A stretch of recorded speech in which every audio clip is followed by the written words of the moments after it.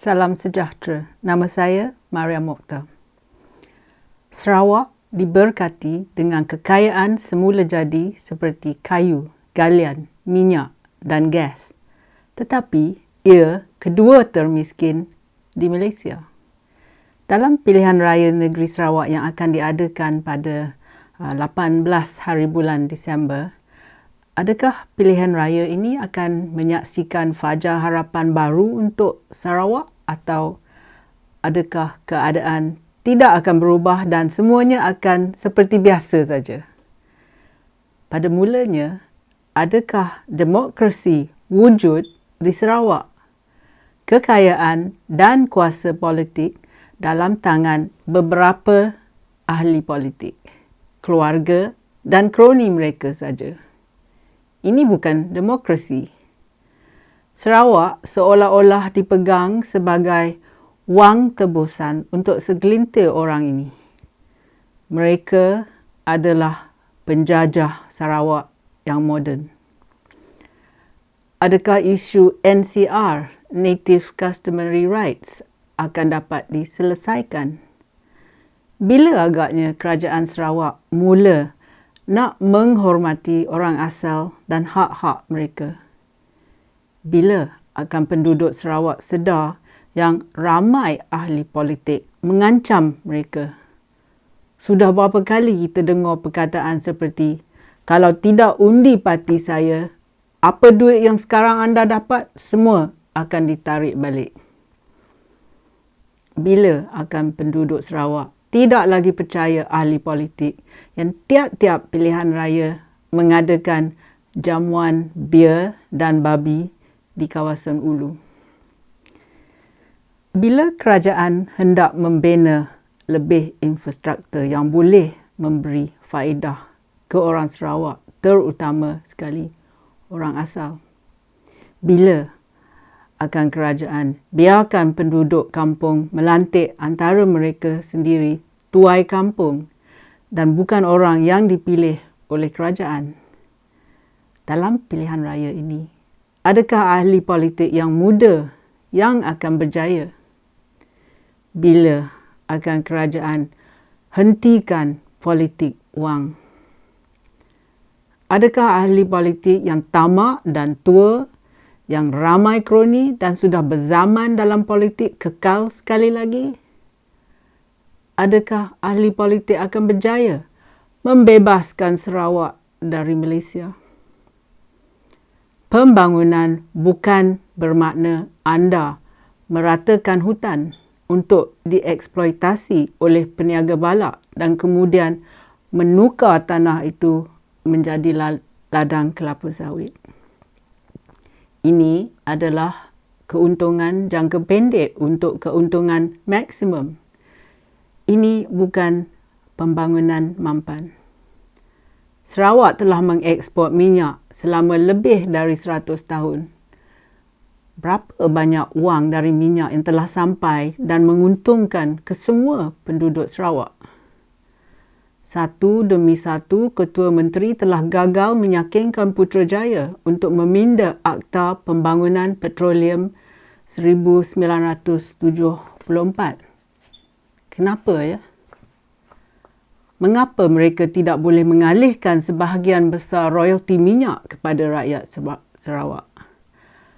Petronas telah ditubuhkan pada tahun 1974.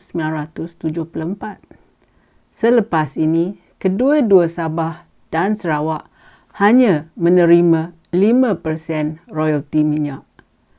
Adakah kedua-dua ni akan dapat 20% royalti? Kalau anda dari Sabah atau Sarawak, ini minyak anda, ini duit kepunyaan anda. Sudah beberapa dekad lamanya negara Sarawak diperintah dengan kuku besi. Keluarga tertentu dan kroni mereka telah menjadi kaya raya akibat amalan rasuah mereka yang menyalahgunakan kuasa semasa mereka dalam kerajaan. Orang asal telah kehilangan tanah nenek moyang mereka dan dengan pembinaan empangan yang terbesar, terpaksa berpindah ke kawasan yang jauh dari perkampungan mereka. di mana mereka tidak dapat mengekalkan cara hidup mereka dengan sempurna.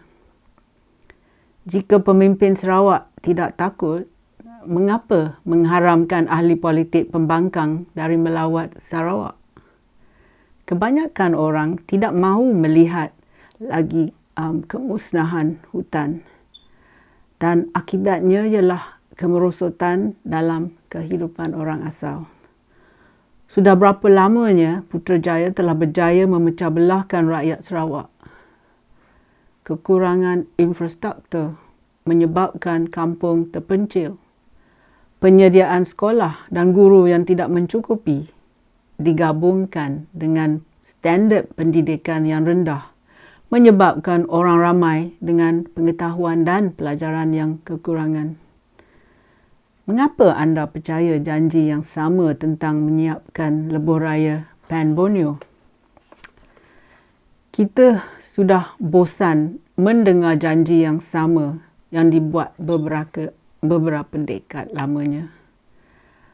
Adakah Ketua Menteri tidak sedar tentang isu rampasan tanah, kemiskinan rakyat, kekurangan kemudahan perubatan dan guru, bekalan air yang tidak mencukupi, kekurangan bekalan elektrik, dan kurangnya keprihatinan pihak berkuasa terhadap kesejahteraan mereka?